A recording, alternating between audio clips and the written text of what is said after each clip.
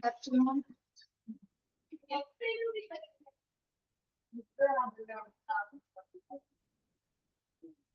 Afternoon. Good afternoon, Miss.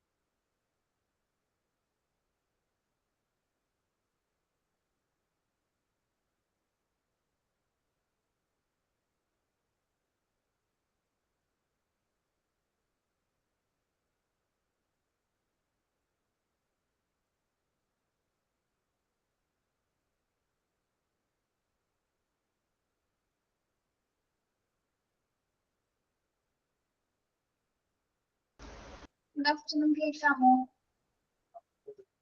Good afternoon, ma'am. Good afternoon, ma'am. Good afternoon, കേൾക്കാമോ? Okay, good afternoon, ma'am. Good afternoon, ma'am.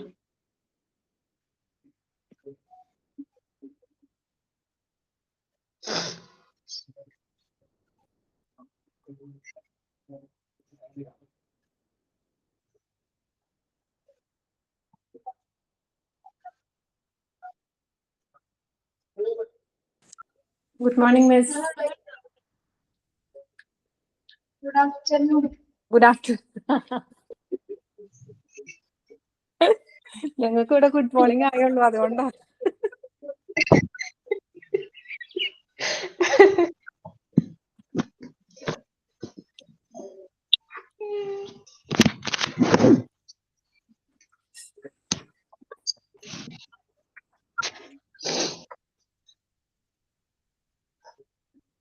ഇത് എവിടെയാണ്?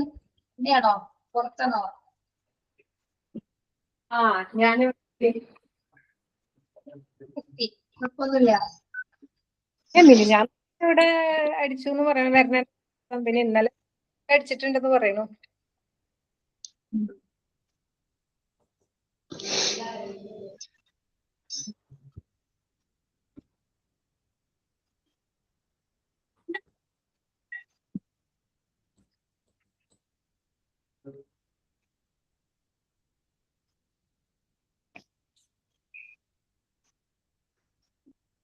ചിരി കഴിഞ്ഞിട്ട്.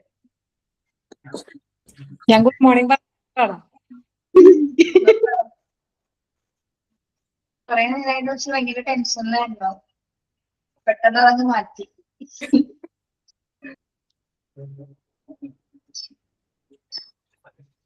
രാവിലെ first കേൾക്കാമോ? ക്ലിയർ ആയിട്ട് കേൾക്കാമോ? കേൾക്കാം. രാവിലെ ഇതുപോലെ ക്ലാസ് കണ്ടിട്ട് നിങ്ങൾക്ക് പ്രത്യേകിച്ചൊന്നും തോന്നുന്നില്ല എന്നെ കണ്ടിട്ട്. ഇല്ല. രാവിലെ ഇങ്ങനെ ക്ലാസ് എടുത്തോണ്ടിരിക്കുകയായിരുന്നു കേട്ടോ. ഞാൻ എടുത്ത് ഒരു കുറച്ച് 10 മിനിറ്റ് കഴിഞ്ഞപ്പോ ശബ്ദം എടുക്കാൻ പറ്റില്ല. അതായത് വോയിസ് ഒന്നും വന്നില്ല. ശബ്ദം ഇങ്ങനെ കുറഞ്ഞു വരുമ്പോ ബ്രേക്ക് എടുക്കാൻ പറ്റില്ല. അങ്ങനെ എന്തൊക്കെയോ ഒരു ബുദ്ധിമുട്ട്. അതിന് കുറച്ച് നേരം ക്യാമറ ഓഫ് ചെയ്ത് വെച്ചു രണ്ടാമത്തെ ക്ലാസ് എടുത്തു. പിന്നെ അബ്രിവേഷൻസ് പഠിപ്പിച്ചുകൊണ്ടിരിക്കുക ടെർമിനോളജി. പിന്നെ എടുക്കാൻ പറ്റുന്നില്ല. പിന്നെ നമ്മുടെ കൈ റൈറ്റ് സൈഡിൽ നിന്ന് കൈയിൽ നിന്ന് മുകളിലേക്ക് ഇങ്ങനെ പെയിൻ വന്നു, ജസ്റ്റ് നല്ല പെയിൻ വന്നു. പിന്നെ അങ്ങ് കുഴഞ്ഞു, ക്ലാസ് ഓഫായി, ഹോസ്പിറ്റലായിരുന്നു ഇത്ര നേരം. ഭാഗ്യത്തിന് വേറെ കുഴപ്പമൊന്നുമില്ല, ECGയിലൊന്നും പ്രശ്നമില്ല. എന്നാലും റിപ്പീറ്റഡ് ECG പറഞ്ഞിട്ടുണ്ട്. എന്റെ കയ്യിന്റെ പെയിൻ ഇപ്പോഴും മാറിയിട്ടില്ല. കൈ മുകളിലേക്ക് പൊക്കാനും താത്താനും പറ്റുന്നില്ല. ഏത് കയ്യിലെ? ഈ കൈ. അപ്പൊ ഡോക്ടർ രണ്ടാമത് റിപ്പീറ്റഡ് ECG പറഞ്ഞിട്ടുണ്ട്. പിന്നെ HG ചെക്ക് ചെയ്യാൻ പറഞ്ഞിട്ടുണ്ട്. പെയിൻ കില്ലർ എടുത്തപ്പോ ഒരു ഇഞ്ചക്ഷൻ എടുത്തായിരുന്നു. അതെടുത്തപ്പോ പെയിൻ ഒന്ന് ചെറുതായിട്ട് കുറഞ്ഞു. പക്ഷെ ഇപ്പോഴും നോർമലി സംസാരിക്കുന്ന പോലെ സംസാരിക്കാൻ പറ്റുന്നില്ല. അതായത് ഇവിടെ എന്തോ ഒരു ഭാരം പോലെ ജസ്റ്റ്. എന്താണെന്നറിയില്ല. വേറെ ബ്ലഡ് ടെസ്റ്റ് ഒന്നും ആകെ കൂടെ HP മാത്രമേ പറഞ്ഞിട്ടുള്ളൂ. അത് ഇങ്ങനത്തെ ECG കൂടി നോക്കിയതിന് ശേഷം ഫർദർ ടെസ്റ്റസ് പറയാന്ന് പറഞ്ഞു. പിന്നെ ECG എപ്പോഴും എടുക്കണ്ടേ?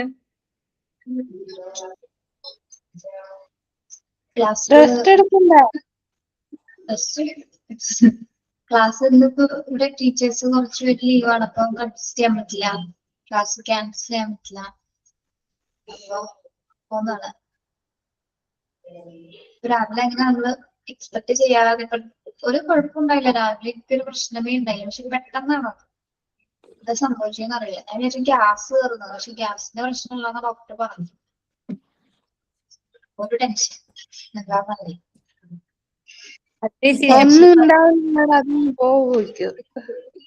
അതെ, ആ ടെൻഷനിലേക്ക് അറിയുമ്പോഴാ സീസൺ ഗുഡ് മോർണിംഗ് പറഞ്ഞത്. ഇത്ര നേരത്തെ ടെൻഷനുകൾ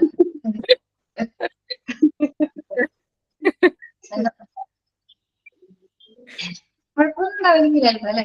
പക്ഷെ കൈയുടെ വേദന കുറയുന്നില്ല, ഒരു ബുദ്ധിമുട്ടുണ്ട്. കേൾക്കുന്നില്ല സീജ?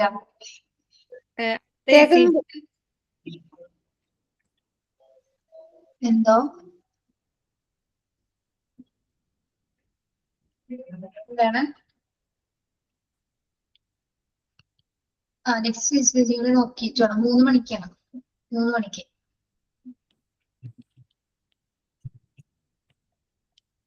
നോക്കാം. ശരിക്കും 1:15 എടുക്കണമായിരുന്നു. 12:10 നമ്മൾ എടുത്തത്. പക്ഷെ ഇവിടെ ക്ലാസ് അറേഞ്ച് ചെയ്തിരിക്കുന്നോണ്ട് പോകുന്നതാ. അപ്പൊ ഡോക്ടറോട് ചോദിച്ചു പറഞ്ഞു 3 മണിക്ക് എടുക്കാൻ പോയിരുന്നു. കുഴപ്പമില്ല.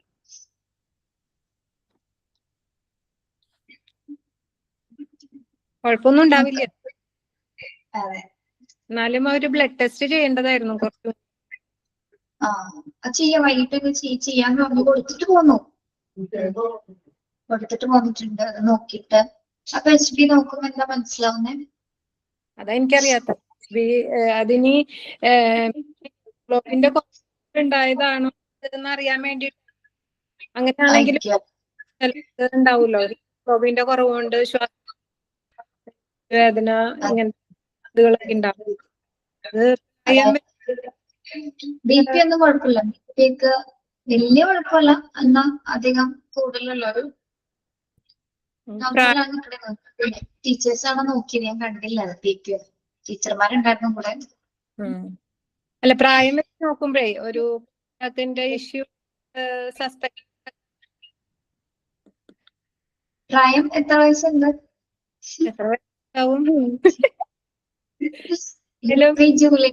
ജൂലൈ 3 വരുമ്പോ 31 ആവും. അത്രയോ? പിന്നെ അതിന് കൂടുതലുള്ളവരാണ് ഇവിടെ ഇരിക്കുന്നത്.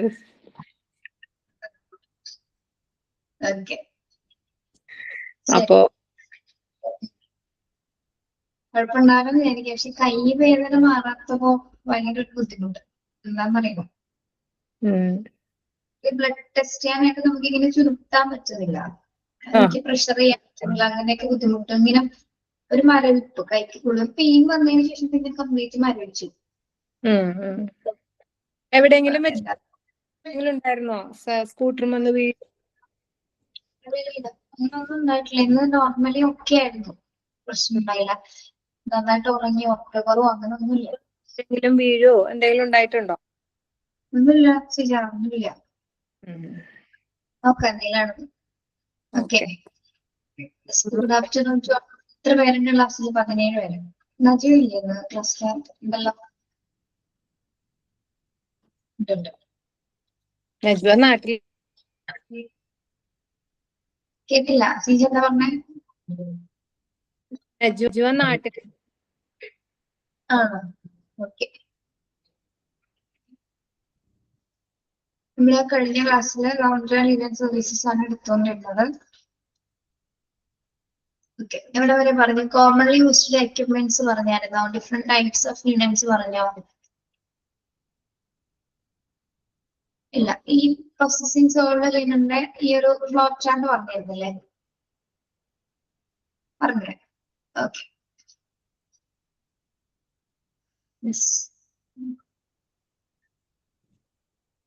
അത് കോമൺലി ഈ ലൗണ്ടറി ഡിപ്പാർട്ട്മെന്റിൽ ഉപയോഗിക്കുന്ന എക്യുപ്മെന്റ്സ് ഏതൊക്കെയാണ് കഴിഞ്ഞ ക്ലാസ്സിൽ പേരുകൾ പറഞ്ഞിരുന്നു.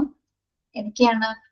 Washing machine, hand iron, dryer, distribution trolley, air compressor, sewing machine, etc. are some of the commonly used equipments in the laundry. അവിടെ പറഞ്ഞു അല്ലേ?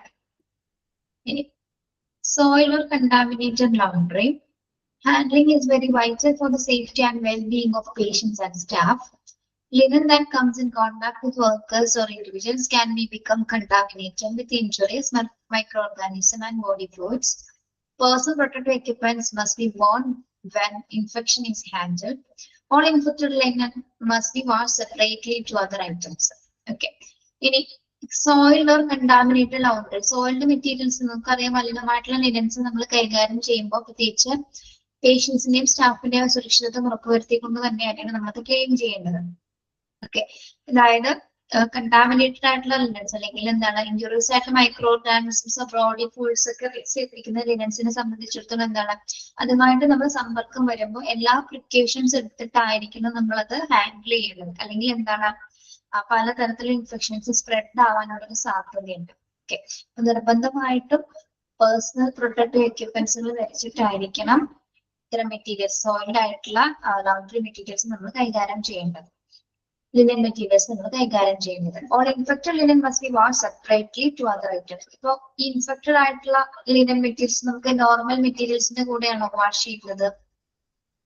ഇൻഫെക്റ്റഡ് ആയിട്ടുള്ള മെറ്റീരിയൽസ് നമ്മൾ അല്ല, സെപ്പറേറ്റ്ലി ആയിരിക്കണം അത് വാഷ് ചെയ്യുന്നത് കേട്ടോ. All infected linen must be wash separately to other items. Okay, ഇനി നമ്മൾ പഠിക്കാൻ പോകുന്നത് ഏതൊക്കെ ടൈപ്സ് ഓഫ് ലൗണ്ടറീസ് ആണ് നമ്മൾ കളക്ട് ചെയ്യുന്നത് കേട്ടോ. What are the different types of laundry collected? ഏതൊക്കെയാണ്? ഒന്ന് യൂസ്ഡ് ലിനൻ ഉണ്ട്, സോയിൽഡ് ലിനൻ ഉണ്ട്, ഇൻഫെക്റ്റഡ് ലിനൻ ഉണ്ട്, തിയേറ്റർ ലിനൻ ഉണ്ട്. ഓക്കെ, യൂസ്ഡ് ലിനന്റെ പ്രത്യേകത എന്താണ്? This type of linen has been used in patient care but is not apparently stained. Used linen എന്ന് പറയുന്നത് എന്താണ്? യൂസ്ഡ് ലിനൻ പ്രത്യക്ഷത്തിൽ മലിനമാകാത്തത്, പക്ഷെ നമ്മൾ യൂസ് ചെയ്തിട്ടുണ്ടായിരുന്നു അല്ലേ? മനസ്സിലായോ? അതായത് പ്രത്യക്ഷത്തിൽ നോക്കുമ്പോ എന്താണ്, അത് നമ്മൾക്ക് അത് മലിനമായ അല്ലെങ്കിൽ മോശമായിട്ട് തോന്നില്ല, പക്ഷെ ഓൾറെഡി നമ്മളത് യൂസ് ചെയ്തിട്ടുണ്ടായിരുന്നു. ആ ഒരു കാറ്റഗറിയിലുള്ള ഇപ്പൊ പേഷ്യന്റ് ജസ്റ്റ് ഇപ്പൊ ഒബ്സർവേഷൻ ഒക്കെ യൂസ് ചെയ്യുന്നതാണെങ്കിൽ പോലും എന്താണ് നമ്മൾ അത് കളക്ട് ചെയ്യാറുണ്ട്. ലൗണ്ടറി സർവീസസിന് നമ്മളത് കളക്ട് ചെയ്തെടുക്കാറുണ്ട്. പിന്നെ used but not Staines.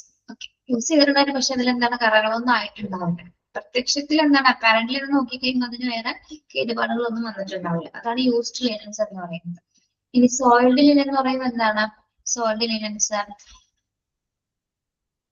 this type of linen has been contaminated or stained as it come into contact with the blood, body fluids, seizures or excretions or to the item or other items.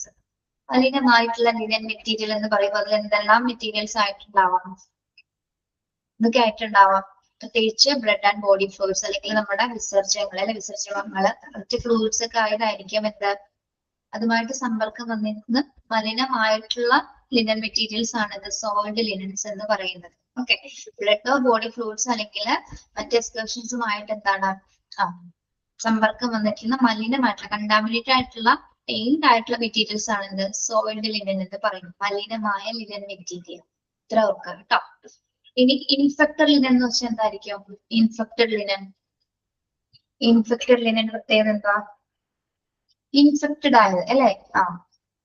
Yes, infected ആയിട്ടുള്ള materials ആണ്. This type of linen can be used or soiled linen but from a patient with a known or suspected infection. Infection ലിനന്റെ പ്രത്യേകത എന്താണ്?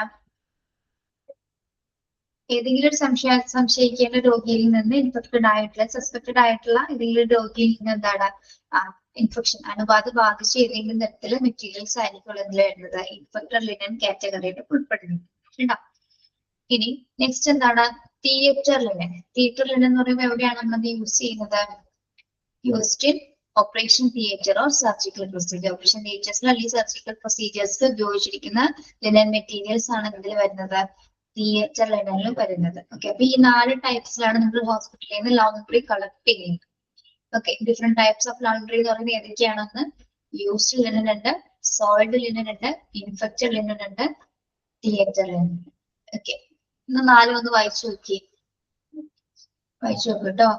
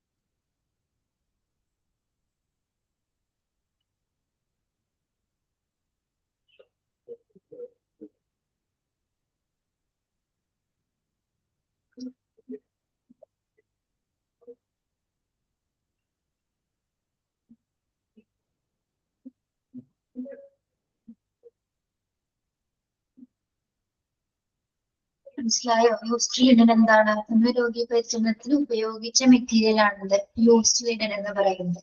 Soiled linen എന്ന് പറഞ്ഞാൽ എന്താണ്? രക്തം അല്ലെങ്കിൽ ശരീരദ്രവങ്ങള് എന്നിവ പുരണ്ട അഴുക്കായിട്ടുള്ള മെറ്റീരിയൽ ആണ് സോയിൽഡ് ലിനൻ എന്ന് പറയുന്നത്. ഇൻഫെക്റ്റഡ് ലിനൻ എന്ന് പറയുന്നത് എന്താണ്? അണുബാധയുള്ളവ അല്ലെ ഏതെങ്കിലും പകർച്ചവ്യാധിയുള്ള രോഗികളിൽ ഉപയോഗിച്ച ലിനൻ മെറ്റീരിയൽസ് ആയിരിക്കും എന്ത് ഇൻഫെക്റ്റഡ് ലിനൻ എന്ന് പറയുന്നത്. തിയേറ്റർ ലിനൻ എന്ന് പറയുമ്പോൾ എന്താണ്? തിയേറ്റർ തുണികളാണ് അല്ലെ, അതായത് നമ്മള് ഓപ്പറേഷൻ തിയേറ്ററിലും ശസ്ത്രക്രിയക്കൊക്കെ വേണ്ടിയിട്ട് ഉപയോഗിച്ചിരിക്കുന്ന മെറ്റീരിയൽ ആണ്. ഓക്കെ, ക്ലിയർ ആണോ?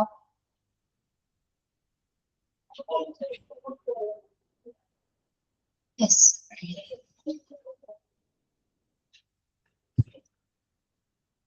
should be safe from potentially infectious materials as well as for good hygiene practices. You should always use gloves when handling paint or contaminated laundry and should remove to change to clean gloves before handling and clean laundry. Okay. Yes. എന്താ പറയുന്നത്? നമ്മളെ infected ആയിട്ടുള്ള മെറ്റീരിയൽസുകൾ കൈകാര്യം ചെയ്ത് നിർബന്ധമായിട്ടും good hygienic practice ചെയ്തിട്ടുണ്ടായിരിക്കണം. പ്രത്യേകിച്ച് ഇതേപോലെ മലിനമായിട്ടുള്ള ലോണ്ടറീസ് കൈകാര്യം ചെയ്യുമ്പോൾ എന്താണ് നിർബന്ധമായിട്ട് ഗ്ലാസസുകൾ ഉപയോഗിച്ചിട്ടായിരിക്കണം നമ്മള് ലോണ്ടറീസ് കൈകാര്യം ചെയ്യുന്നത്. പ്രത്യേകിച്ച് ക്ലീൻ ആയിട്ടുള്ള മെറ്റീരിയൽസ് എടുക്കുമ്പോൾ എന്താണ് ക്ലീൻ മെറ്റീരിയൽസ് എടുക്കുന്നതിന് മുൻപായിട്ട് തന്നെ നമ്മൾ എന്ത് ചെയ്യണം? ക്ലീൻ ആയിട്ടുള്ള ഗ്ലൗസസ് ധരിച്ചിട്ട് മാത്രമായിരിക്കണം പ്രത്യേകിച്ച് ലോണ്ടറി മെറ്റീരിയൽസ് അല്ലെങ്കിൽ മെറ്റീരിയൽസ് നമ്മൾ കൈകാര്യം ചെയ്യേണ്ടത്. Okay, if a person has a contagious diseases or is on contact precaution, clothes should be washed separately. The washing machine must be disinfected after washing. ഇനി എന്താണ് contagious diseases എന്ന് പറയുന്നത്? contagious diseases എന്ന് പറയുന്നത് പകർച്ചവ്യാധികൾ അല്ലെ? യെസ് അല്ലെ, പകർച്ചവ്യാധികളുള്ള ഏതെങ്കിലും ഒരു പേഷ്യൻസ് ഉണ്ടെങ്കിൽ എന്തായിരിക്കണം പ്രധാനമായിട്ടും ശ്രദ്ധിക്കേണ്ടത്?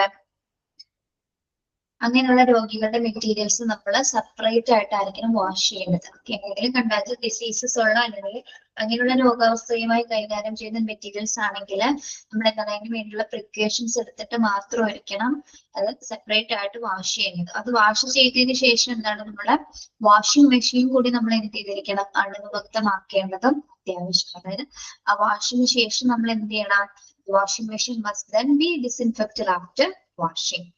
ഓക്കെ, എന്തെങ്കിലും ഇതേപോലുള്ള മെറ്റീരിയൽസുമായിട്ട് അതായത് അണുബാധ പകരാതിരിക്കാൻ വേണ്ടിയിട്ടാണ് നമ്മൾ പിന്നെയും എന്ത് ചെയ്യുന്നത്, ആ ഉപയോഗത്തിന് ശേഷം വാഷിംഗ് മെഷീൻസ് ഒന്നും കൂടി ഡിസ്ഇൻഫെക്ട് ചെയ്യുന്നത്, എന്തെങ്കിലും സൊല്യൂഷൻസ് ഉപയോഗിച്ചുകൊണ്ട് അത് ഡിസ്ഇൻഫെക്ട് ചെയ്യുന്നത്. ഓക്കെ, മനസ്സിലായോ?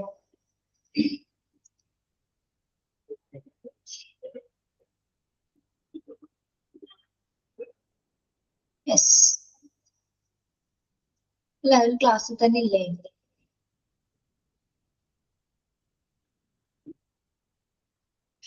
ക്ലാസ്സിലുണ്ടാവും. ഓക്കെ, നിങ്ങൾ ഇവിടെ പഠിക്കേണ്ടത് ഈ 4 ടൈപ്സ് ഓഫ് ലിനൻസിന്റെ പേരുകൾ പഠിക്കും, നിർബന്ധമായിട്ട് പഠിക്കണം കേട്ടോ.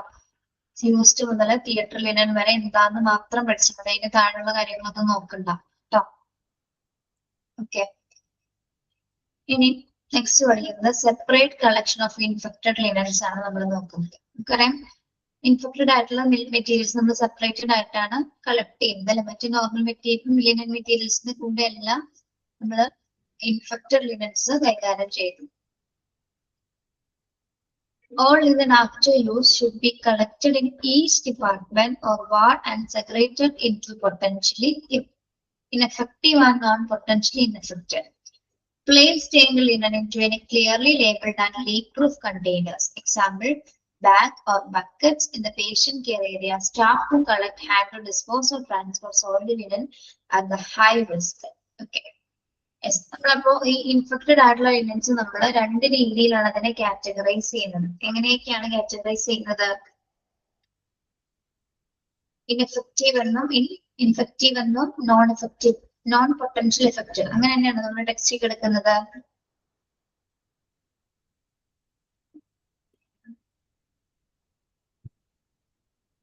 അതായത് അണുബാധ ഇല്ലാത്തതും അണുബാധ ഉള്ളതുമായിട്ട് നമ്മൾ 2 രീതിയിൽ അതിനെ സെപ്പറേറ്റ് ചെയ്തിട്ടാണ് ഈ തുണിത്തരങ്ങൾ നമ്മൾ മാറ്റുന്നത്. മാത്രമല്ല ഇതിന് വെവ്വേറെ സെപ്പറേറ്റഡ് ആയിട്ട് തിരിച്ചതിന് ശേഷം എന്താണ്, അഴുക്കായിട്ടുള്ള തുണികൾ അതായത് ക്ലീൻഡ് ആയിട്ടുള്ള മെറ്റീരിയൽസ് നമ്മൾ എന്ത് ചെയ്യും, ചോർച്ചയില്ലാത്ത അതായത് ലീക്ക് പ്രൂഫ് ആയിട്ടുള്ള ബാഗുകളിലോ മറ്റു പാത്രങ്ങളിലോ അല്ലെങ്കിൽ ബോക്സസിലോ ഉപയോഗിച്ചിട്ട് ബക്കറ്റ്സിലോ ബാഗിലോ യൂസ് ചെയ്തിട്ടായിരിക്കും നമ്മളത് കൃത്യമായിട്ട് ലേബൽ ചെയ്തിട്ടായിരിക്കും അവിടെ മാറ്റുന്നത്. കാരണം എന്താണ്, ഇത് ഇൻഫെക്റ്റഡ് ആയിട്ടുള്ള ലിനൻ ആയതുകൊണ്ട് തന്നെ മറ്റാരുമായിട്ട് സമ്പർക്കം വരാൻ പാടില്ല. അപ്പൊ പ്രത്യേകിച്ച് അത് ഹൈ റിസ്ക് തന്നെയാണ്. അപ്പൊ ആ റിസ്ക് വരാതിരിക്കാൻ വേണ്ടിയിട്ടാണ് നമ്മൾ ഇത് ലേബൽ ചെയ്തിരിക്കുന്ന ലീക്ക് പ്രൂഫ് കണ്ടെയ്നറിലേക്കോ ബാഗിലോ ബക്കറ്റ്സിലേക്കോ അത് ഡിസ്പോസ് ചെയ്യുന്നത്. ഓക്കെ, അപ്പൊ സെപ്പറേറ്റ് നമ്മൾ ഇൻഫെക്റ്റഡ് ആയിട്ടുള്ള ലിനനെ സെപ്പറേറ്റ് ചെയ്യുന്നത് എങ്ങനെയാണ്, അണുബാധയുള്ളതും ഇല്ലാത്തത് എന്ന രീതിയിൽ സെപ്പറേറ്റ് ചെയ്തിട്ടാണ് നമ്മൾ ഇതിനെ ഏതെങ്കിലും പ്രത്യേകിച്ചൊരു ലീക്ക് പ്രൂഫ് കണ്ടെയ്നറിലോ ബാഗിലോ ബക്കറ്റ്സിലേക്കോ നമ്മളിത് ഡിസ്പോസ് ചെയ്യുന്നത്. ഓക്കെ, മാത്രമല്ല നിർബന്ധമായിട്ട് അതിൽ ലേബിൾ ചെയ്തിട്ടുണ്ടായിരുന്നു. ഈ ബാഗുകളെല്ലാം ഇൻഫെക്റ്റഡ് ലിനൻ എന്ന പേരിൽ അത് ലേബിൾ ചെയ്തിട്ടുണ്ടായിരുന്നു. Okay, then sanitizing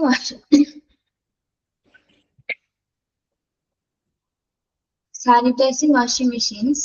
In order to prevent cross contamination, every wash should be sanitized at least once a day. ഇനി വാഷിംഗ് മെഷീൻസ് നമ്മൾ എന്തിനു വേണ്ടിയാണ് സാനിറ്റൈസ് ചെയ്യുന്നത്, എന്തിനു വേണ്ടിയിട്ടാണ് സാനിറ്റൈസ് ചെയ്യുന്നത്? Okay, to prevent cross contamination അല്ലെ. Every wash should be sanitise at least once a day. അപ്പൊ എല്ലാ വാഷിന് ശേഷം എന്താണ് നമ്മൾ പ്രത്യേകിച്ച് ഇൻഫെക്റ്റഡ് ആയിട്ടുള്ള മെറ്റീരിയൽസ് ഒക്കെ കൈകാര്യം ചെയ്യുന്ന സമയത്ത് നിർബന്ധമായിട്ട് എന്താണ് വാഷിംഗ് മെഷീൻസ് നമ്മൾ സാനിറ്റൈസ് ചെയ്തിരിക്കണം. ഓക്കെ ഓക്കെ, മനസ്സിലായോ? അണുബാധ തടയുന്നതിന് വേണ്ടി നമ്മൾ ദിവസത്തിൽ ഒരു തവണയെങ്കിലും വൺസ് എ ഡേ ഒരു തവണയെങ്കിലും എന്ത് ചെയ്തിരിക്കണം, അത് സാനിറ്റൈസ് ചെയ്തിരിക്കണം അല്ലെങ്കിൽ അണുവിമുക്തമാക്കിയിരിക്കണം. ഓക്കെ, അത് വീണ്ടും വീണ്ടും പറയണ്ടല്ലോ, ഇതിൽ പ്രത്യേകമായ ഒരു കാര്യങ്ങളില്ല. ഓക്കെ, ഇനി നമുക്ക് ലിനൻ ഡിസ്ട്രിബ്യൂഷൻ സിസ്റ്റം, ഇത് ഈ ഒരു ചാപ്റ്ററിൽ ഇമ്പോർട്ടന്റ് ആയ ഒരു ഭാഗമാണ്. ഓക്കെ, നമുക്ക് ഈ തുണി അല്ലെങ്കിൽ ക്ലോത്ത് മെറ്റീരിയൽസ്, പേഷ്യൻസിന്റെ ക്ലോത്തിങ് മെറ്റീരിയൽസ് നമ്മുടെ 3 രീതിയിലുള്ള ഡിസ്ട്രിബ്യൂഷൻ സിസ്റ്റം ഉപയോഗിച്ചിട്ടാണ് പ്രൊവൈഡ് ചെയ്യുന്നത്. അതിൽ ഫസ്റ്റ് വരുന്നത് ഏതാണ്? Centralised linen distribution system, decentralised linen services, mixed linen service. അങ്ങനെ 3 ഡിസ്ട്രിബ്യൂഷൻ സിസ്റ്റംസ് ആണ് നമ്മൾ ലിനൻ സർവീസസിൽ പ്രൊവൈഡ് ചെയ്യുന്നത് കേട്ടോ. ആദ്യത്തെ നോക്കുക എന്താണ്? സെൻട്രലൈസ്ഡ് ലിനൻ ഡിസ്ട്രിബ്യൂഷൻ സിസ്റ്റം എന്താ നോക്കുക. Yes, issuing of linen and linen circulation is usually controlled by the central room. This facilitates a better control over the staffs. എന്താണ് linen centralised linen distribution system എന്ന് പറയുന്നത്? ഇതാരാണ് issue ചെയ്യുന്നത്? Linen മെറ്റീരിയൽസിന്റെ circulation issue ചെയ്യുന്നത് ആരാണ്? ഏത് അതോറിറ്റിയാണ്? ഇത് അതോറിറ്റിയാണ് തുണികളുടെ വിതരണം. ഇത്രയും സിമ്പിൾ ആയിട്ടാണ് തുണികൾ ലിനൻ മെറ്റീരിയൽസിന്റെ വിതരണം പൂർണ്ണമായിട്ടും ഒരു സെൻട്രൽ റൂം ആണ് നിയന്ത്രിക്കുന്നത് കേട്ടോ. അതാണ് സെൻട്രലൈസ്ഡ് ലിനൻ ഡിസ്ട്രിബ്യൂഷൻ സിസ്റ്റം എന്ന് പറയുന്നത്. അതായത് ഈ തുണിത്തരങ്ങളെ ലിനൻ മെറ്റീരിയൽസിന്റെ സർക്കുലേഷൻസ് കംപ്ലീറ്റ്ലി കൺട്രോൾ ചെയ്യുന്നത് ആരാണ്? ഒരു സെൻട്രൽ റൂം വഴിയാണ് അത് നിയന്ത്രിക്കുന്നത്. അതാണ് സെൻട്രലൈസ്ഡ് ലിനൻ ഡിസ്ട്രിബ്യൂഷൻ സിസ്റ്റം എന്ന് പറയുന്നത്. Okay, clear? Yes. Next one, decentralized linen services. Decentralized linen services. Under the system, the different units such as ward, operation theatre, etc. are allotted with the needed quotas of linen articles. ഇനി decentralised linen services system എന്താണ് അതിന്റെ പ്രത്യേകത? എനിക്ക് വികേന്ദ്രിതമായത്, മറ്റതെന്താണ്? കേന്ദ്രീകൃതമായതാണ് centralised system. ഇതെന്താണ്? Decentralised അഥവാ വികേന്ദ്രിതമായത്. എന്താണ് ഇതിന്റെ പ്രത്യേകത? ഇവിടെ പ്രധാനമായിട്ടും നമ്മൾ ഓപ്പറേഷൻ തിയേറ്റേഴ്സിന്റെയും അല്ലെങ്കിൽ എന്താണ് വാർഡുകളുടെ ഒക്കെ ആവശ്യമായിട്ടുള്ള തുണിത്തരങ്ങളും മുൻകൂട്ടി അനുവദിക്കുന്നതാണ് എന്താ ഡീസെൻട്രലൈസ്ഡ് ലിനൻ സർവീസ് സിസ്റ്റം എന്ന് പറയുന്നത്. ഓൺലി എവിടെ മാത്രമാണ്? പ്രത്യേകിച്ച് വാർഡ്സിലേക്കും ഓപ്പറേഷൻ തിയേറ്റേഴ്സിലേക്ക് മാത്രമാണ് ഇവിടെ ലിനൻ ഡിസ്ട്രിബ്യൂഷൻ സിസ്റ്റം നമ്മൾ പ്രൊവൈഡ് ചെയ്യുന്നത്. ഓക്കെ, അതായത് ഇപ്പൊ ഓപ്പറേഷൻ തിയേറ്റേഴ്സിന് വാർഡിന് നിശ്ചിത ക്വാണ്ടിറ്റി, ഇത്ര കോട്ടാസ്, നമുക്ക് കോട്ട എന്ന് പറയില്ലേ, ഇത്ര കോട്ടാസ്, ഇത്ര വീതം എന്നൊക്കെ പറയുന്നത് നമ്മൾ, ഇത്ര വീതം അവർക്ക് ഓൾറെഡി നമ്മൾ എന്താണ് പ്രൊവൈഡ് ചെയ്യുന്നുണ്ട്. ഓക്കെ, ഇപ്പൊ ഡീസെൻട്രലൈസ്ഡ് ലിനൻ സർവീസ് സിസ്റ്റം ആണ് ഓപ്പറേഷൻ തിയേറ്റേഴ്സിനും അല്ലെങ്കിൽ ഹോസ്പിറ്റൽ വാർഡ്സിനൊക്കെ ലിനൻ മെറ്റീരിയൽസ് പ്രൊവൈഡ് ചെയ്യുന്നു കേട്ടോ. അവർക്ക് മാത്രമായിട്ട് അലോട്ട് ചെയ്തിരിക്കുന്ന കുറച്ച് കോട്ട ഉണ്ടായിരിക്കും, ഇത്ര വീതം ഇത്ര മെറ്റീരിയൽസ് എന്നുള്ള രീതിയിൽ. അത് പ്രൊവൈഡ് ചെയ്യുന്നത് ആരാണ്? ഡീസെൻട്രലൈസ്ഡ് ലിനൻ സർവീസസ് ആണ് പ്രൊവൈഡ് ചെയ്യുന്നത്. ഓക്കെ, അടുത്തത് എന്താണ്? Mixed linen services. Mixed linen സർവീസിന്റെ പ്രത്യേകത എന്തായിരിക്കും? Linen supply to linen supply to certain special areas are done on the basis of decentralization, but the rest of the areas follow centralized linen supply. The linen used in our hospital service make a huge effect on the quality of care provided. Every hospital need to have 6 sets of linen for each bed. Okay, mixed linen services എന്ന് പറയുമ്പോൾ എന്തായിരിക്കും? പ്രധാന വിഭാഗങ്ങളിലേക്ക് പ്രത്യേകമായും ബാക്കിയുള്ളവ കേന്ദ്രീകൃതമായും നൽകുന്ന രീതി. അതായത് specific ആയിട്ടുള്ള ഒരു ഏരിയാസിലേക്ക് മാത്രമായിട്ട് എന്ത് കൊടുക്കുന്നുണ്ട്? മെറ്റീരിയൽസ് കൊടുക്കുന്നുണ്ട്. ബാക്കിയെല്ലാം എന്ത് ഫോളോ ചെയ്തിട്ടാണ്, ഏത് സിസ്റ്റം ഫോളോ ചെയ്തിട്ടാണ് കൊടുക്കുന്നത്? ഡീസെൻട്രലൈസ്ഡ് ആയിട്ടുള്ള സെൻട്രലൈസ്ഡ് ആയിട്ടുള്ള സിസ്റ്റം വഴി തന്നെയാണ് മെറ്റീരിയൽസ് പ്രൊവൈഡ് ചെയ്യുന്നത്. ഓക്കെ, മിക്സ്ഡ് ലിനൻ സർവീസിന്റെ പ്രത്യേകത എന്ന് പറയുമ്പോൾ ഇവിടെ 2 സർവീസ് മിക്സ് ചെയ്യുന്നുണ്ട്. ഏതൊക്കെയാണ്? ഒന്ന് സെൻട്രലൈസ്ഡ് ലിനൻ ഡിസ്ട്രിബ്യൂഷൻ വരുന്നുണ്ട്. മിക്സ്ഡ് എന്ന് പറയുമ്പോൾ എന്താണ്? ഒരു പ്രത്യേക പ്രധാന വിഭാഗങ്ങളിലേക്ക് നോർമലി മെറ്റീരിയൽസ് പ്രൊവൈഡ് ചെയ്യും. അതേപോലെ തന്നെ എന്താണ്? പ്രത്യേകമായിട്ടുള്ള സ്ഥലങ്ങളിലേക്ക്, പ്രത്യേകമായിട്ടുള്ള ഏരിയാസിലേക്കും എന്ത് ചെയ്യുന്നുണ്ട്? ലിനൻ സർവീസസ് പ്രൊവൈഡ് ചെയ്യുന്നതിനാണ് നമ്മൾ മിക്സ്ഡ് ലിനൻ സർവീസസ് എന്ന് പറയുന്നത്. ഓക്കെ, അതായത് അത്യാവശ്യം huge amount of linen materials ആണ് ഈ ഒരു മിക്സ്ഡ് ലിനൻ സർവീസസിൽ നമ്മൾ പ്രൊവൈഡ് ചെയ്യുന്നത്. അപ്പൊ അതിന് പ്രകാരം ഈ ഒരു സിസ്റ്റം പ്രകാരം നമുക്ക് ഓരോ ഹോസ്പിറ്റലിലും ഏകദേശം 6 സെറ്റ് ഓഫ് ലിനൻ ആണ് ആവശ്യമായിട്ട് വരുന്നത്. ഓക്കെ, മിക്സ്ഡ് ലിനൻ സർവീസസ് പ്രകാരം നമ്മുടെ ഹോസ്പിറ്റലിൽ എത്രത്തോളം സെറ്റ്സ് ഓഫ് ലിനൻ ആവശ്യമാണ്? Every hospital needs to have 6 sets of linen for each bed. Okay, അപ്പൊ ആ 6 സെറ്റ്സുകൾ ഏതൊക്കെയാണെന്നാണ് ഇനി പറയുന്നത്. അതിനു മുൻപ് ഒന്നുകൂടി നോക്കാം. ലിനൻ ഡിസ്ട്രിബ്യൂഷൻ സിസ്റ്റം എന്ന് പറയുന്നത് 3 സിസ്റ്റംസ് ആണ് കൈകാര്യം ചെയ്യുന്നത്. ഏതൊക്കെ സിസ്റ്റം ആണ്? Centralised, decentralised and mixed linen services. Centralised distribution system എന്ന് പറയുന്നത് എന്താണ്? സെൻട്രലൈസ്ഡ് ലിനൻ ഡിസ്ട്രിബ്യൂഷൻ സിസ്റ്റം പ്രത്യേകത എന്താണ്? ലിനൻ മെറ്റീരിയൽസിന്റെ സർക്കുലേഷൻ ആരാണ് കൺട്രോൾ ചെയ്യുന്നത്? Control by the central room അല്ലെ. തുണികളുടെ വിതരണം ഒരു സെൻട്രൽ റൂം വഴിയാണ് നിയന്ത്രിക്കുന്നത്. ഇനി ഡീസെൻട്രലൈസ്ഡ് ലിനൻ സർവീസസിന്റെ പ്രത്യേകത എന്താണ്? ഡീസെൻട്രലൈസ്ഡ് ലിനൻ സർവീസസ് അവർ രണ്ട് യൂണിറ്റ്സിന് മാത്രമാണ് അത് സ്പെസിഫൈ ചെയ്യുന്നത്. ഏതൊക്കെ യൂണിറ്റ്സിലാണ് അത് പ്രൊവൈഡ് ചെയ്യുന്നത്? അലോട്ടഡ് ആയിട്ടുള്ള ലിനൻ മെറ്റീരിയൽസ് ഒന്ന് ഓപ്പറേഷൻ തിയേറ്റേഴ്സിലേക്കും മറ്റൊന്ന് എന്താണ് ഡിഫറെന്റ് യൂണിറ്റ്സിലേക്ക് അല്ലെ. എന്താണ് different units such as ward and operation theatre etcetera are allotted with needed quotas of linen articles. Mixed linen സർവീസസിന്റെ പ്രത്യേകത എന്താണ്? മിക്സഡ് ലിനൻ സർവീസസ് ചില പ്രത്യേക മേഖലകളിലേക്കും അല്ലെങ്കിൽ എന്താണ് പ്രത്യേക മേഖലകളിലേക്കുള്ള ലിനൻ ഡിസ്ട്രിബ്യൂഷൻ സിസ്റ്റം ഉണ്ട്. അതോടൊപ്പം തന്നെ മറ്റ് സെൻട്രലൈസ്ഡ് ലിനൻ ഡിസ്ട്രിബ്യൂഷനിലെ അതേ മെത്തേഡ്സ് തന്നെയാണ് എന്തിലും ഫോളോ ചെയ്യുന്നത്. മിക്സ്ഡ് ലിനൻ സിസ്റ്റത്തിലും നമ്മൾ ബ്ലെൻഡ് ചെയ്ത് ചെയ്യുന്നുണ്ട്. അപ്പൊ അതിന് പ്രകാരം ഒരു ഹോസ്പിറ്റലിന് ഏകദേശം 6 സെറ്റ്സ് ഓഫ് ലിനൻസ് ആണ് അവർ പ്രൊവൈഡ് ചെയ്യുന്നത്. അപ്പൊ 6 സെറ്റുകൾ എന്ന് പറയുന്നത് എങ്ങനെയാണ്? 6 സെറ്റ് ബെഡ്സ് ലിനൻ മെറ്റീരിയൽ എന്ന് പറയുന്നത് ഇത് പഠിക്കണം കേട്ടോ. 6 sets of linen rotation for 1 inpatient bed at a time. 1 set is equal to 1 sheet plus 1 pillow cover. എന്താണ് അതിന്റെ പ്രത്യേകത നോക്കി. നമ്മൾ 6 സെറ്റ് ഓഫ് ലിനൻ മെറ്റീരിയൽ എന്ന് പറയുന്നത് ഏതൊക്കെ യൂസസിനാണ് നമ്മൾ ഉപയോഗിക്കുന്നത്? അതായത് ഒരു സമയത്ത് ഒരു ഇൻപേഷ്യന്റിനെ സംബന്ധിച്ചിടത്തോളം 6 ബെഡ്ഷീറ്റ്സ് അല്ലെ, 6 സെറ്റ് ഓഫ് ബെഡ്ഷീറ്റ്സ് ആവശ്യമാണ്.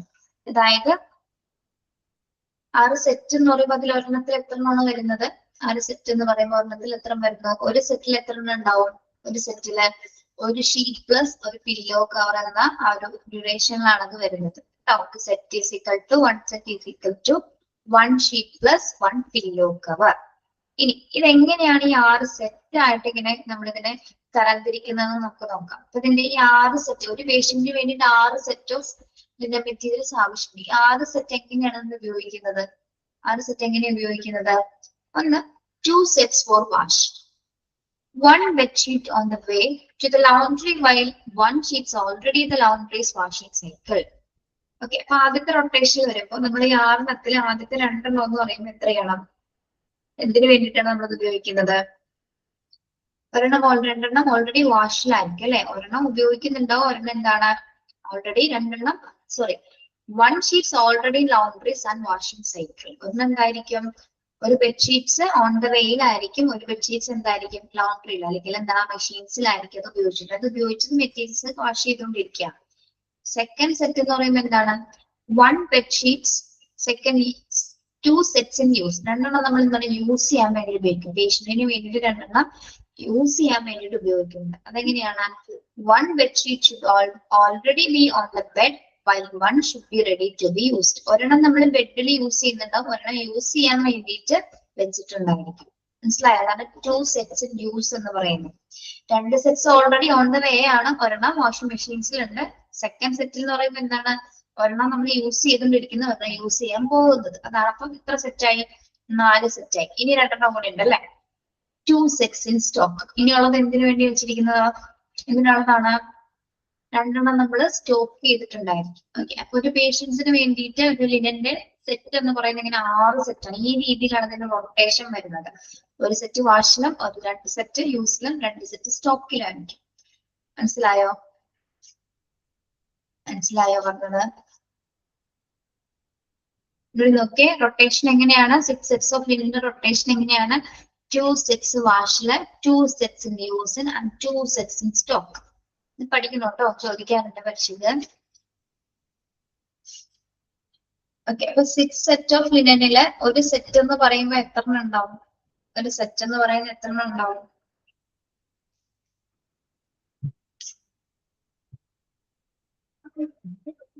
ഒരു സെറ്റിൽ എത്ര എണ്ണം ഉണ്ടാവും? 1 sheet പ്ലസ് 1 പില്ലോ കവർ അല്ലെ. ഒരു ഷീറ്റും ഒരു തലയണ അല്ലെങ്കിൽ ഒരു പില്ലോ കവർ ആയിരിക്കും ഉണ്ടായിരിക്കും. ഓർക്കണം കേട്ടോ.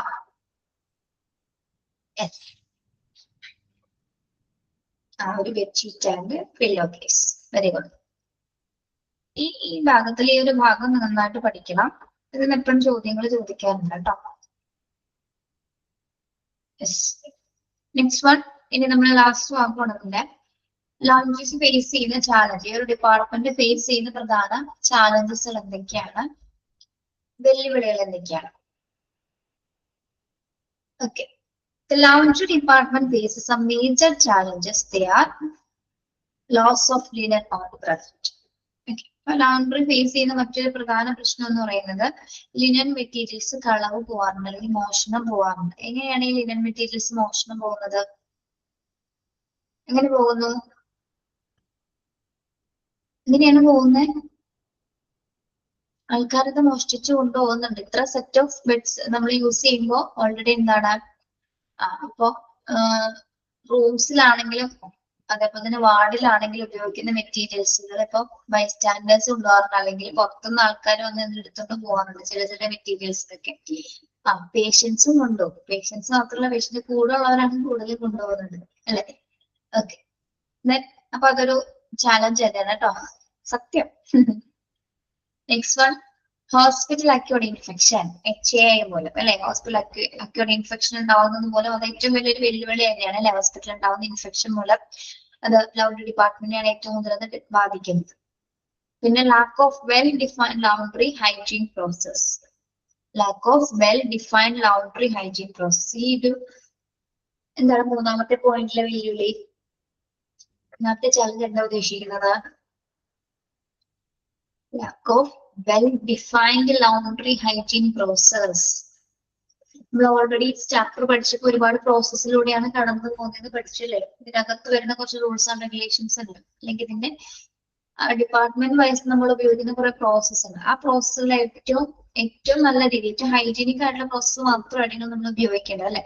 അല്ലെങ്കിൽ എന്താണ് ആ പ്രോസസ്സുകൾ അത് യൂസ് ചെയ്യാതിരിക്കുന്നത് വഴി നമുക്ക് തന്നെയാണ് അത് ഹോസ്പിറ്റലിൽ തന്നെയാണ് അത് ഏറ്റവും കൂടുതൽ റിസൾട്ട് ഉണ്ടാവുന്നത്. പേഷ്യൻസിനും സ്റ്റാഫുകൾക്കും ഒരേപോലെ തന്നെ എന്താണ് പല രീതിയിലുള്ള കോംപ്ലിക്കേഷൻസ് ഉണ്ടാവാൻ സാധ്യതയുണ്ട്. അപ്പൊ എപ്പോഴും ഏറ്റവും നല്ല ഹൈജീനിക് ആയിട്ടുള്ള ലൗണ്ടറീസ് തന്നെ ആയിരിക്കണം ഹോസ്പിറ്റലിൽ ഉണ്ടാവുന്നത്. അല്ലാത്ത പക്ഷം എന്താണ് ഹോസ്പിറ്റലിനകത്തും പേഷ്യൻസിനും ഒരേപോലെ തന്നെ എന്താണ് മോശമായിട്ടുള്ള മെറ്റീരിയൽസ് അല്ലെങ്കിൽ പെയിന്റ് ആയിട്ടുള്ള മെറ്റീരിയൽസ് യൂസ് ചെയ്യേണ്ടി വരും ഹൈജീനിക് പ്രോസസ്സുകൾ നമ്മളെ പിന്തുടർന്നില്ലെങ്കിൽ.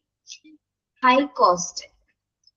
ലൗണ്ടറി ഡിപ്പാർട്ട്മെന്റ് നേരിടുന്ന മറ്റൊരു ചാലഞ്ച് ആണ് ഹൈ കോസ്റ്റ്. എങ്ങനെയാണ് ഹൈ കോസ്റ്റ് വരുന്നത്? നമുക്കറിയാം, നമ്മൾ ഔട്ട്സോഴ്സസിനെ ഏൽപ്പിക്കുന്ന സമയത്ത് അല്ലെ? ഇപ്പൊ നമ്മളുടെ അതായത് എക്സ്റ്റേണൽ ഏജൻസിയിൽ നമ്മൾ ഈ ലിനൻ മെറ്റീരിയൽസ് ഏൽപ്പിക്കുന്നത് നമ്മൾ പഠിച്ചാൽ ഔട്ട്സോഴ്സിങ്ങിനെ ചില ഹോസ്പിറ്റലുകൾ ആശ്രയിക്കുന്നത് നമ്മൾ പഠിച്ചിട്ടുണ്ട്. അത്തരം സന്ദർഭങ്ങളിൽ എല്ലാ ഔട്ട്സോഴ്സിംഗ് സർവീസസിനും അത്ര മിതമായ നിരക്കുകളൊന്നും ആയിരിക്കില്ല അല്ലെ? ചില സന്ദർഭങ്ങളിൽ എമൗണ്ട് കൂടുതൽ അല്ലെങ്കിൽ എക്സ്പെൻസ് കൂടുതൽ ഉണ്ടാവാറുണ്ട്. അപ്പൊ അത് ചില സന്ദർഭങ്ങളിൽ എന്താണ് ലൗണ്ടറീസ് നേരിടുന്ന ഒരു ചാലഞ്ച് ആയിട്ട് നമുക്ക് പറയാം. പിന്നെ break down of laundry machines.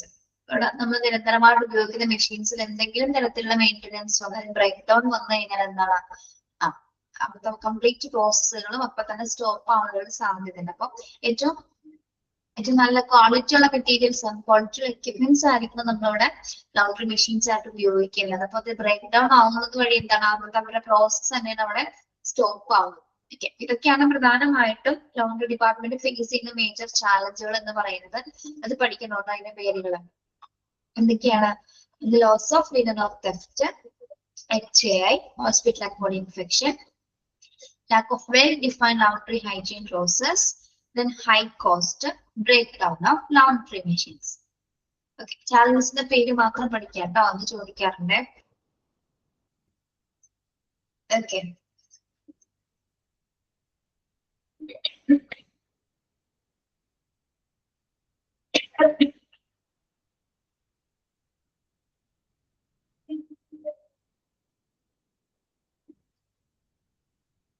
വായിച്ചു നോക്കിയ ചാലഞ്ചസ് ഒന്ന് വായിച്ചു നോക്കി.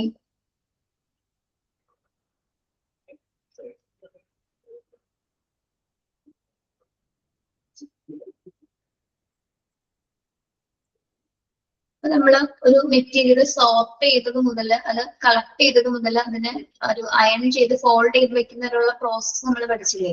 ആ പ്രോസസ്സിൽ യാതൊരു വിധത്തിലുള്ള തകരാറുകൾ വരാൻ പാടില്ല. ഓക്കെ. എപ്പോഴും അത് വെൽ ഡിഫൈൻഡ് ആയിരിക്കണം. ആ പ്രോസസ്സിൽ എന്തെങ്കിലും മിസ്റ്റേക്സിൽ വരുമ്പോൾ നമ്മുടെ ആ തുണിത്തരങ്ങളെയും അല്ലെങ്കിൽ ഒരു ഡിപ്പാർട്ട്മെന്റിനെ തന്നെയാണ് അത് ബാധിക്കുന്നത്. ഓക്കെ, അപ്പൊ എപ്പോഴും ഏറ്റവും ഹൈജീനിക് ആയിട്ടുള്ള ലോണ്ട്രി പ്രോസസ്സ് തന്നെയായിരിക്കും. ആ പ്രോസസ്സ് നമ്മൾ പഠിച്ച ഈ ഫ്ലോ ചാർട്ടിൽ ഈ ഒരു പ്രോസസ്സ് ഇല്ലേ, ഇത് എപ്പോഴും വെൽ ഡിഫൈൻഡ് ആയിരിക്കണം എന്നാണ് പറയുന്നത് കേട്ടോ. അതല്ലാതിരിക്കുന്ന പക്ഷം അത് പേഷ്യൻസിനും എൻവയോൺമെന്റിനും അല്ലെങ്കിൽ ആ ഹോസ്പിറ്റലിൽ തന്നെ എന്താണ് ഒരുപോലെ ഡിഫിക്കൽട്ടീസ് ഫേസ് ചെയ്യേണ്ടി വരും.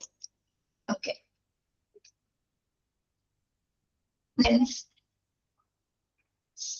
hospital laundry services are thus responsible for providing the safe, clean, ample and timely application of linen to user units of the hospital at the right time, right quality and the right place.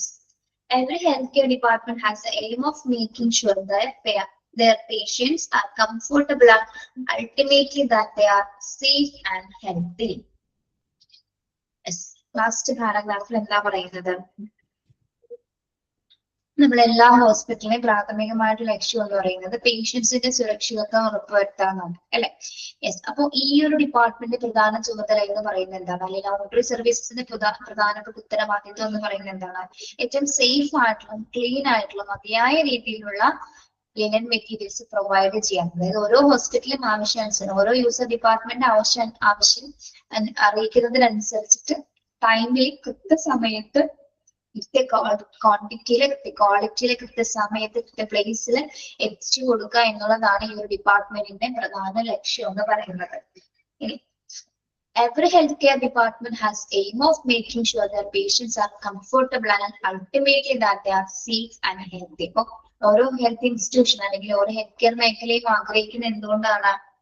പേഷ്യൻസിന് ഏറ്റവും സുരക്ഷിതത്വം ആരോഗ്യകരമായിട്ടുള്ള ഒരു ചുറ്റുപാട് അല്ലെ, comfortable ആയിട്ടുള്ള ഒരു environment provide ചെയ്യുക എന്നത് തന്നെയാണ് ഓരോ ഹെൽത്ത് കെയർ ഡിപ്പാർട്ട്മെന്റിന്റെയും എയിം എന്ന് പറയുന്നത്. ഓക്കെ, എപ്പോഴും അവരുടെ പേഷ്യൻസ് എപ്പോഴും സേഫ് ആയിരിക്കണം, ഹെൽത്തി ആയിരിക്കും. ഓക്കെ, അത് തന്നെയാണ് അൾട്ടിമേറ്റ് ആയിട്ടുള്ള ഓരോ ഹെൽത്ത് കെയർ ഡിപ്പാർട്ട്മെന്റ്സിന്റെ എയിം എന്ന് പറയുന്നത്. അപ്പൊ അതിന് വേണ്ടിയിട്ടാണ് ഹോസ്പിറ്റലിലെ ഓരോ ഡിപ്പാർട്ട്മെന്റ്സ്, നിങ്ങൾ ഡിഫറെന്റ് ഡിപ്പാർട്ട്മെന്റ്സ് ഓഫ് ഹോസ്പിറ്റലിൽ പഠിച്ചിട്ടുണ്ടായിരിക്കും. എല്ലാ ഡിപ്പാർട്ട്മെന്റ്സിന്റെ പൂർണ്ണ ഉത്തരവാദിത്വം എന്ന് പറയുന്നത് എന്താണ്? വരുന്ന പേഷ്യൻസിന് ഏറ്റവും കംഫർട്ടബിൾ ആയിട്ടുള്ള ഒരു എൻവയോൺമെന്റ് അല്ലെ, സേഫ് ആൻഡ് ക്ലീൻ ആയിട്ടുള്ള എൻവയോൺമെന്റ് പ്രൊവൈഡ് ചെയ്തുകൊണ്ട് അവരുടെ ആരോഗ്യത്തെ പ്രൊമോട്ട് ചെയ്യുക എന്ന് തന്നെയാണ്. ഓക്കെ ഓക്കെ, ആ ചാപ്റ്റർ കഴിഞ്ഞിട്ടോ.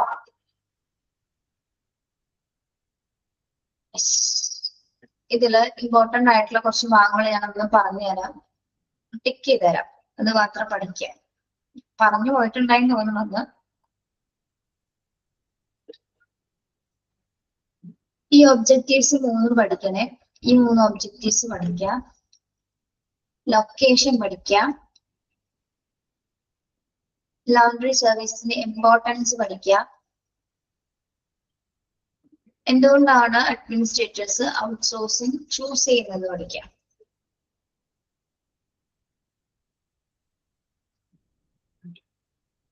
ലിനൻ മെറ്റീരിയൽസിന്റെ ക്ലാസിഫിക്കേഷൻ, ജനറൽ പർപ്പസ് ലിനൻ മുതൽ ഓട്ടി ലിനൻസ് വരെയുള്ള ക്ലാസിഫിക്കേഷൻ പഠിക്കുക.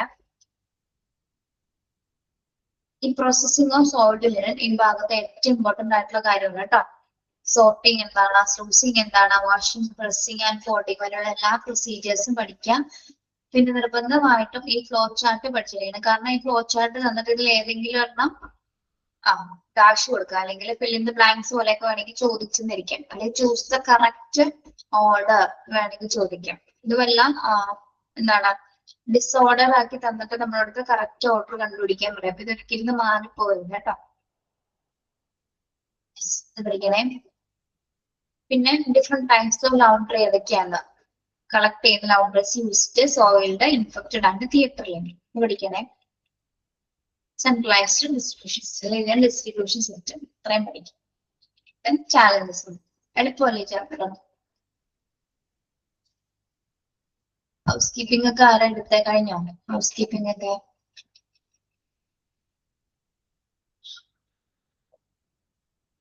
കഴിഞ്ഞോ ചാപ്റ്റർ കഴിഞ്ഞോ? മൂന്നാമത്തെ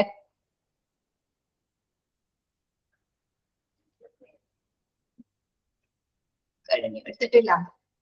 ആരാ എടുക്കുന്നത്? അശ്വിനി സാറാണ്. അശ്വിനി സാറാണ്.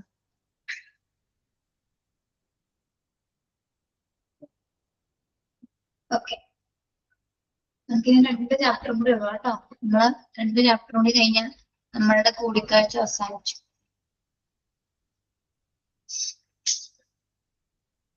ചാപ്റ്റർ 6 ഒന്ന് നമുക്ക് ജസ്റ്റ് ഒന്ന് സ്റ്റാർട്ട് ചെയ്ത് വെക്കുന്നുള്ളൂ, എടുക്കണില്ല. Chapter 6 an overview of the health and hospital administration. Yes, അതായത് നമ്മുടെ ഹോസ്പിറ്റൽ അഡ്മിനിസ്ട്രേഷനുമായി ബന്ധപ്പെട്ട ഒരു അവലോകനവുമായി ബന്ധപ്പെട്ട ഒരു ചാപ്റ്റർ ആണ്. സത്യം പറഞ്ഞാൽ ഭയങ്കര ബോർ ചാപ്റ്റർ ആണ് കേട്ടോ. തുടക്കമൊക്കെ ഒരു സുഖമേ ഇല്ല. തുടക്കം ഇങ്ങനെ പോയി ഇങ്ങനെ പോയി ഇവിടെ എത്തുമ്പോ ഇത്തിരി ആശ്വാസം കിട്ടിയാൽ കിട്ടി. പിന്നെയും അവിടെ ബുദ്ധിമുട്ട് വരും. ഇവിടെ മുതൽ വലിയ കുഴപ്പമില്ല, ഡെത്ത് റേറ്റ് മുതൽ പ്രശ്നമില്ല. പിന്നെ നമുക്ക് കുറെ ഇക്വേഷൻസ് പഠിക്കാനാണുള്ളത് കേട്ടോ. അപ്പം മാക്സിമം ഇത് ബ്രീഫ് ചെയ്തെടുത്തോളൂ കേട്ടോ. ഒരുപാട് ഡീറ്റെയിൽ ആയിട്ട് എടുക്കേണ്ട കാര്യമില്ല. അപ്പൊ അത് മാക്സിമം ബ്രീഫ് ചെയ്തെടുക്കുന്നതാണ് നിങ്ങൾക്ക് നല്ലത്. നിങ്ങൾ ഇതെല്ലാം വാരി വെച്ച് ഇങ്ങനെ പഠിച്ചുകൊണ്ടിരിക്കേണ്ടത്. ഏറ്റവും ഇമ്പോർട്ടന്റ് ആയിട്ടുള്ള പോയിന്റ്സ് ഞാൻ പറഞ്ഞാലും അത് മാത്രം പഠിച്ചു പോവാം കേട്ടോ. നമുക്ക് essay question ഒന്നുമല്ല എഴുതാനുള്ള, ഒബ്ജക്റ്റീവ് ടൈപ്സ് അല്ലേ, നിങ്ങൾക്ക് അതിനുള്ളത് കിട്ടിയാൽ പോരെ. സ്പൂൺ ഫീഡ് ഒന്നുമല്ല, കുറച്ച് ക്വസ്റ്റ്യൻ മതി. കുറച്ച് ക്വസ്റ്റ്യൻ ആണ്. ഓരോ മൊഡ്യൂളിൽ 60 മാർക്കുണ്ടോ? 60 ക്വസ്റ്റ്യൻ.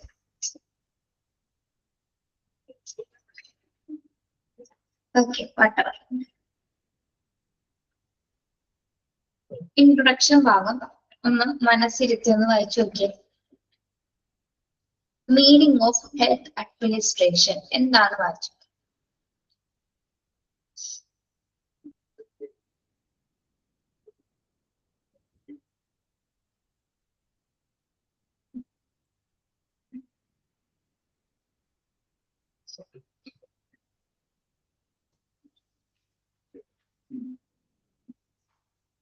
ഒറ്റയടിക്കൊന്ന് വായിച്ചു നോക്കിയിട്ടൊന്ന് കഴിഞ്ഞെന്ന് പറയണേ.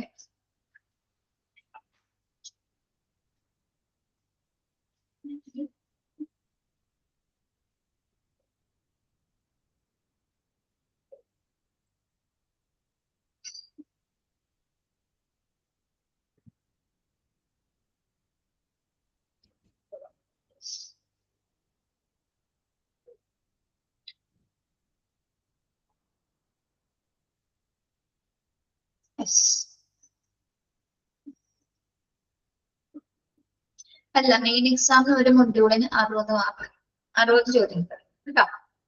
യെസ്, ഇവിടെ ഒന്ന് നോക്കിയാൽ നിങ്ങള് മീനിങ് ഓഫ് ഹെൽത്ത് അഡ്മിനിസ്ട്രേഷൻ.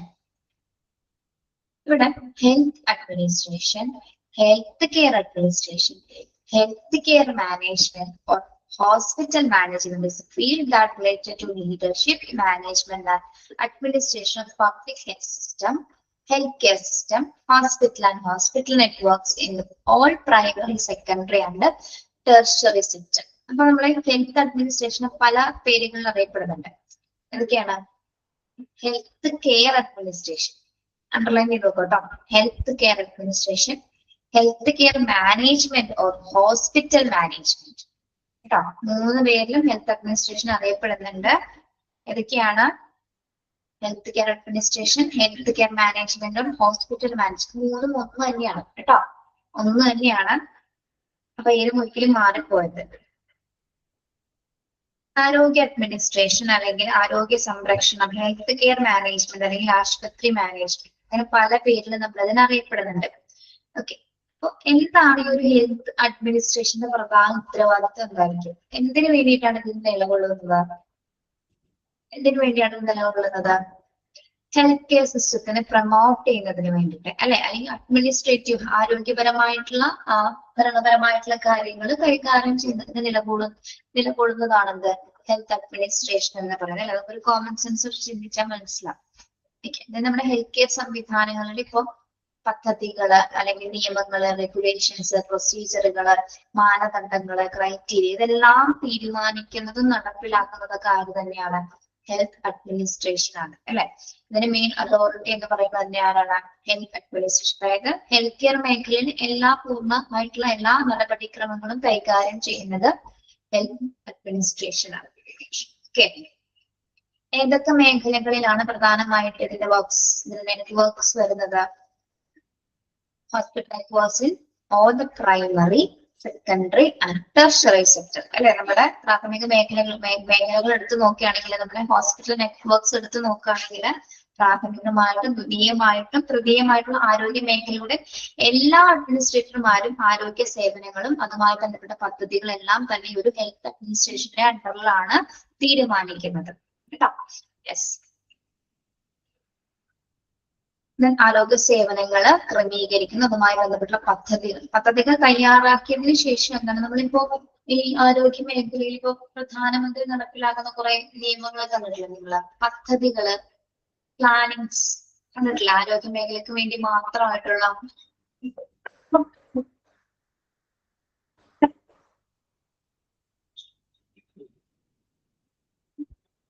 കണ്ടിട്ടില്ലേ? നമുക്കിപ്പോ നിങ്ങൾക്ക് ഒന്ന് ഓർത്തെടുക്കാൻ പറ്റുന്ന ഒരു പദ്ധതി ഏതാണ്? ഇപ്പോ നമുക്കിപ്പോ പ്രധാനമന്ത്രിയുടെ കീഴിലുള്ള ഏതെങ്കിലും ആരോഗ്യപരമായിട്ടുള്ള പദ്ധതിയുടെ പേര് എന്ന് പറയാം, ഏതാണ്?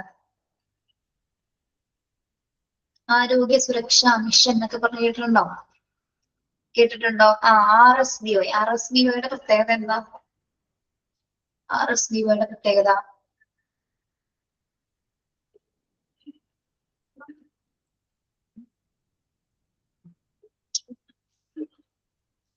എന്താണ്? RSBOI പ്രൊവൈഡ് ചെയ്യുന്ന ഇൻഷുറൻസ് കവറേജ് ആണ് അല്ലെ, നമുക്ക് ഇൻഷുറൻസ് കവറേജ് പ്രൊവൈഡ് ചെയ്യുന്നത്. അപ്പൊ അത്തരം പദ്ധതികളെല്ലാം തന്നെ തീരുമാനിക്കുന്ന മെഡിക്കൽ കെയർ പ്രൊട്ടക്ഷനുമായി ബന്ധപ്പെട്ടുള്ള ഇൻഷുറൻസ് കവറേജുകളെല്ലാം പ്രൊവൈഡ് ചെയ്യുന്നുണ്ട്. ദെൻ ഇൻഷുറൻസ് മാത്രമല്ല, അപ്പൊ ആരോഗ്യ മേഖലയിൽ മറ്റു കാര്യങ്ങൾ കൂടിയുണ്ട്. എന്തൊക്കെയാണ്? സൗജന്യ ചികിത്സാ പദ്ധതികളുണ്ട് അല്ലെ, സൗജന്യ ചികിത്സാ പദ്ധതികളുണ്ട്. പിന്നെ എന്തെങ്കിലും പാക്കേജസുമായി ബന്ധപ്പെട്ടിട്ടുള്ള പദ്ധതികളുണ്ട്, അല്ലെങ്കിൽ നമ്മള് പിന്നോക്കാവസ്ഥയിൽ നിൽക്കുന്ന ആൾക്കാർ അല്ലെ, പിന്നോക്കാവസ്ഥയിൽ നിൽക്കുന്ന ജനങ്ങളുടെ ആരോഗ്യത്തിന് ഉന്നമനത്തിന് വേണ്ടിയുള്ള അങ്ങനെ പല പല പദ്ധതികളും നമ്മൾക്ക് ഗവൺമെന്റ് കൊണ്ടുവന്നിട്ടുണ്ട് അല്ലെ. ഇതിന്റെയൊക്കെ ഒരു പുറകിൽ അതിന്റെ അതോറിറ്റി എന്ന് പറയുന്നതാണ് ഹെൽത്ത് അഡ്മിനിസ്ട്രേഷന്റെ ഭാഗമായിട്ടാണ് നമ്മൾ ഇത്തരത്തിലുള്ള പദ്ധതികളൊക്കെ നടപ്പിലാക്കുന്നത്. ഓക്കെ, അതായത് ഓവറോൾ ഹെൽത്ത് കെയർ സിസ്റ്റത്തിനെ പ്രൊമോട്ട് ചെയ്യുന്നതിനും സംരക്ഷിക്കുന്നതിനും ഏറ്റവും ആരോഗ്യപരമായിട്ടുള്ള ഏറ്റവും ഹെൽത്തി ആയിട്ടുള്ള ലിവിങ്സ് ജനങ്ങൾക്ക് ആരോഗ്യപരമായിട്ടുള്ള ഒരു ഓരോ ജനങ്ങൾക്കും ഏറ്റവും മികച്ച രീതിയിൽ ഒരു ആരോഗ്യം പ്രദാനം ചെയ്യുക എന്നത് തന്നെയാണ് ഓരോ പദ്ധതികളുടെ ഉദ്ദേശം എന്ന് പറയുന്നത്. അപ്പൊ അതിനൊക്കെ വേണ്ടി നിലകൊള്ളുന്ന ഒരു അതോറിറ്റി കൂടിയാണ് എന്ത് ഹെൽത്ത് അഡ്മിനിസ്ട്രേഷൻ എന്ന് പറയുന്നത് കേട്ടോ. യെസ്.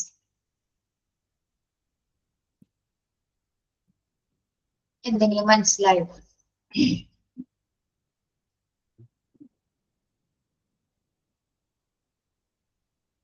മനസ്സിലായി. ഓക്കെ, അപ്പൊ ഇതിൽ first meaning of health administration ആണ് കൊടുത്തിരിക്കുന്നത്. പദ്ധതി ഇവിടെ വരെയാണ് നമ്മളിപ്പോ പറഞ്ഞത്. Healthcare administrator formulate, control and coordinate medical and health services for organization and business. As a healthcare administrator, it manages the benefits of employee as well as a create connection between benefits and physicians. These requirements need a broad background in business skills and specialized knowledge of the healthcare field. ഇവിടെ എന്താ പറയുന്നത്? നമ്മൾ ആദ്യം പറഞ്ഞ പോലെ ഓരോ ആരോഗ്യ മേഖലയുമായി ബന്ധപ്പെട്ടിട്ടുള്ള പദ്ധതികൾ ഇടുന്നുണ്ട്. അതെ, അരമണിക്കൂർ നിങ്ങൾക്ക് എക്സ്റ്റൻഡ് ക്ലാസ് ഉണ്ട്, അശ്വതി മിസ്സിന്റെ ക്ലാസ് ഉണ്ട് കേട്ടോ. 3 മണി വരെ ക്ലാസ് ഉണ്ടാവും. എന്റെ ക്ലാസ് കഴിഞ്ഞിട്ട് 3 മണി വരെ അശ്വതി രഞ്ജിത്ത് മറ്റു മിസ് സബ്ജക്ട് എടുക്കുന്ന മിസ് കേട്ടോ, ഇംഗ്ലീഷ് അല്ല. അതിന് പോകരുത് കേട്ടോ. ഓക്കെ, ഇനി ഈ ഹെൽത്ത് അഡ്മിനിസ്ട്രേഷൻസ് തന്നെയാണ് നമുക്ക് ഓരോ എംപ്ലോയീസിന്റെ അല്ലെങ്കിൽ അഡ്മിനിസ്ട്രേഷൻ ഡോക്ടേഴ്സിന്റെ അല്ലെങ്കിൽ എംപ്ലോയീസിന്റെ മറ്റു ജീവനക്കാരുടെ ഒക്കെ വേതനവുമായി ബന്ധപ്പെട്ട് സാലറിയുമായി ബന്ധപ്പെട്ട കാര്യങ്ങളെല്ലാം നടപ്പിലാക്കുന്നതും ആര് തന്നെയാണ്? ഹെൽത്ത് അഡ്മിനിസ്ട്രേഷൻ തന്നെയാണ് കേട്ടോ. ജീവനക്കാരുടെ വേതനങ്ങൾ അല്ലെങ്കിൽ സാലറി പാക്കേജസ് പുതുക്കുക, അല്ലെങ്കിൽ ഡോക്ടർമാർക്ക് സഹായമാകുന്ന രീതിയിലുള്ള ബിസിനസ് വളർച്ചയ്ക്ക് ഏറ്റവും ഹെൽപ്ഫുൾ ചെയ്യുന്നത്, ഏറ്റവും കൂടുതൽ സഹായിക്കുന്നതും ഈ ഹെൽത്ത് അഡ്മിനിസ്ട്രേഷൻ തന്നെയാണ്.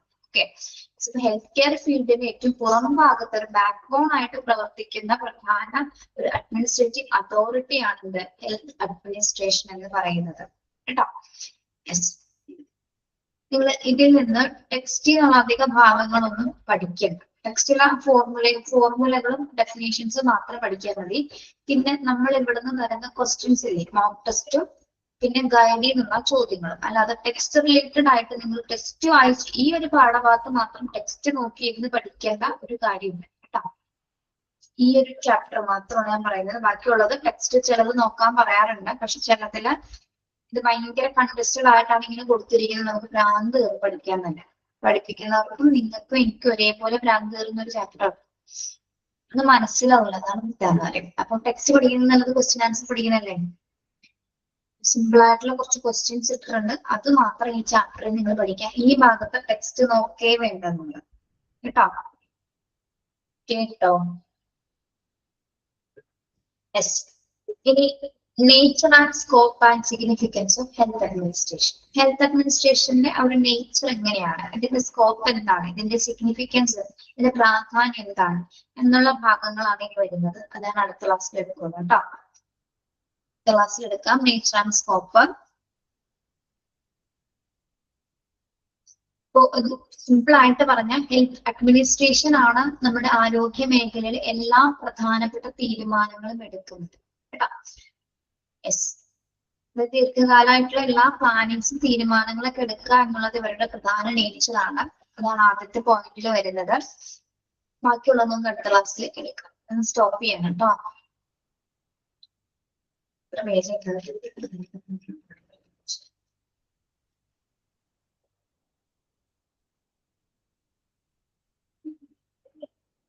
കുറച്ചധികം എടുക്കാനുള്ളത്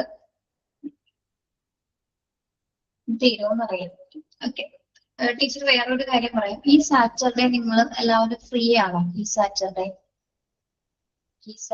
ഫ്രീ ആണോ? ഒരു 1 hour ഒന്ന് ഫ്രീ ആവാൻ പറ്റുമോ?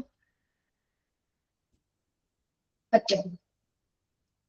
ഒരു 10:30 to 11:30 വരെ 1 മണിക്കൂർ രാവിലെ പറ്റുമോ? പറ്റൂല. പറ്റാത്തവർ റെക്കോർഡർ ക്ലാസ് കാണാം. പറ്റുന്നവരോ ലൈവിൽ കയറാം കേട്ടോ. പറ്റുന്നവർ ലൈവിൽ കയറാം, പറ്റാത്തവർ റെക്കോർഡർ ക്ലാസ് കണ്ടാൽ മതി ഈ ഒരു ചാപ്റ്ററിൽ കേട്ടോ. എന്തായാലും കുറച്ച് പോർഷൻസ് ഒന്ന് കയറ്റിയെടുത്താലേ നമുക്ക് തീരുള്ളൂ. ഈ മാസം ലാസ്റ്റ് 31st തീർക്കാനുണ്ട് കേട്ടോ. ഈ സാറ്റർഡേ എങ്ങനെയാണ് ക്ലാസ് വെച്ചോട്ടെ. എന്ത് ചെയ്യണം? അല്ലെങ്കിൽ പിന്നെ അശ്വതി മിസ്സിന്റെ ക്ലാസ്സുകൾ എക്സ്റ്റെൻഡ് ചെയ്ത് എടുക്കേണ്ടി വരും. എന്തായാലും മതിയോ? സാറ്റർഡേ ക്ലാസ് വെക്കാൻ താല്പര്യം ഇല്ലെങ്കിൽ പറഞ്ഞാൽ മതി. പലർക്കും കയറാൻ ബുദ്ധിമുട്ടുണ്ടാവും അല്ലെ?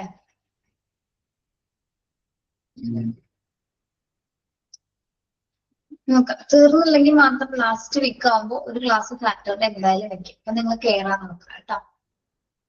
തീർന്നില്ലെങ്കിൽ പോർഷൻ തീർന്നില്ലെങ്കിൽ. അശ്വതി മിസ്സിന്റെ പോർഷൻ തീർന്നതാണോ? മറ്റേ അശ്വതി മിസ് തീർന്നാണോ? പറഞ്ഞേ. പറയണോ? ആരെങ്കിലും മൈക്ക് ഓണാണോ?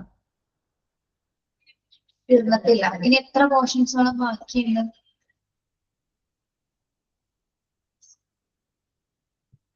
ഹൗസ് കീപ്പിംഗ് കഴിഞ്ഞാണോ? ഇല്ല. ഏതെങ്കിലും പോർഷൻസ് തീർന്നിട്ടില്ല. ബേസിക് കമ്പ്യൂട്ടേഴ്സ് എടുക്കണേ. Basic computers last chapter. HMS എടുത്തോ? ഹോസ്പിറ്റൽ ഇൻഫർമേഷൻ സിസ്റ്റം എടുത്തോ? എടുത്തിട്ടില്ല. 8ാമത്തെ ചാപ്റ്റർ എടുത്തിട്ടുണ്ട്. ഹോസ്പിറ്റൽ ഇൻഫർമേഷൻ സിസ്റ്റം എടുത്തിട്ടുണ്ട്. എടുത്തോ? കംപ്ലീറ്റ് ആണ്? 8ാമത്തെ ചാപ്റ്റർ കംപ്ലീറ്റ് ആണ്. ഇപ്പൊ 11ാമത്തെ ചാപ്റ്റർ എടുത്തതില് കുറച്ചും കൂടി കംപ്ലീറ്റ് ആവാനുണ്ട്. ഹൗസ് കീപ്പിംഗ് ആരും എടുത്തില്ല എന്ന് പറഞ്ഞു? എടുത്തിട്ടില്ല. ആരും എടുത്തിട്ടില്ല.